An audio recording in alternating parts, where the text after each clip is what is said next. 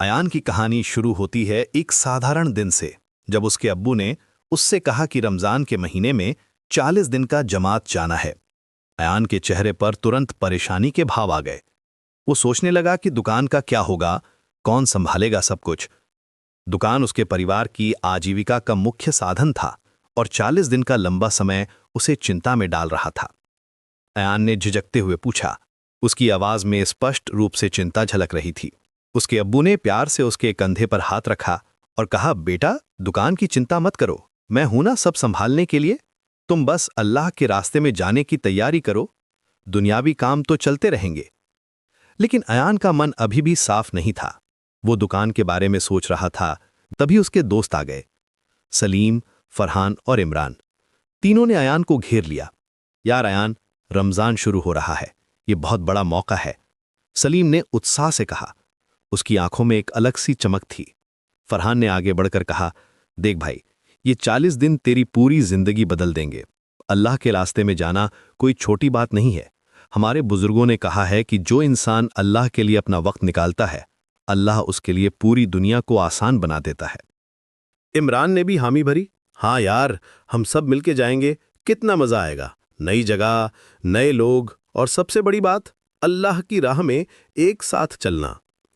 लेकिन अयान अभी भी संशय में था। उसके चेहरे पर अभी भी वही परेशानी के भाव थे।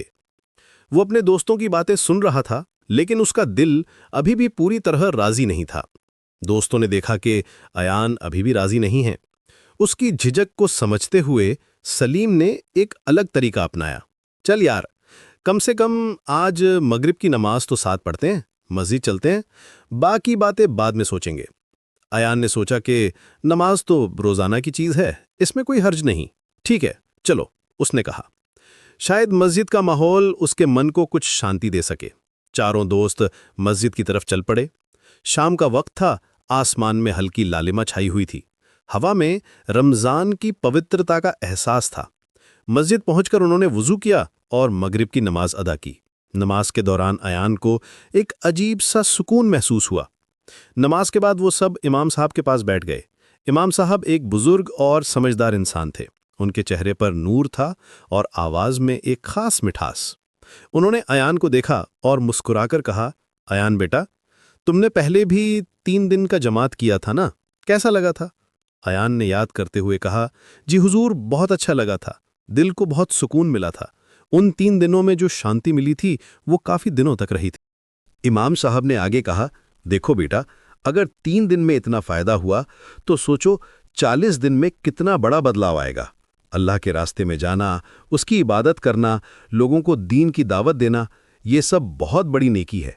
ये सिर्फ तुम्हारे लिए नहीं, बल्कि तुम्हारे पूरे परिवार के लिए बरकत का कारण बनेगा।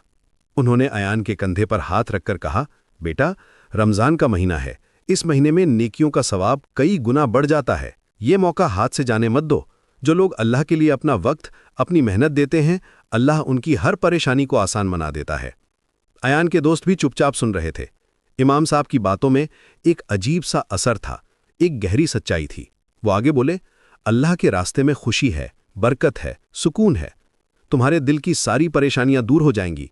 दुकान की चिंता छोड़ो, अल्लाह बेहतर इंतजाम करेगा। अयान ने महसूस किया कि उसके दिल में कुछ बदलाव हो रहा है।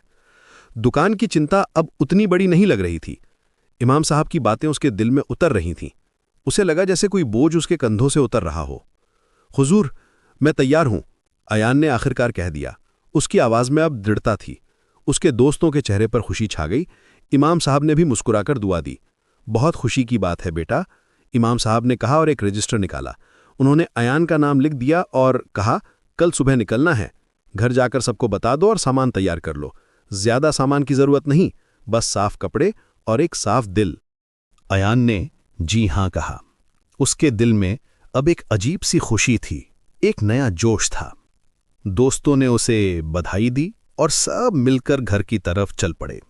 रास्ते भर वो सब इस यात्रा के बारे में बात करते रहे।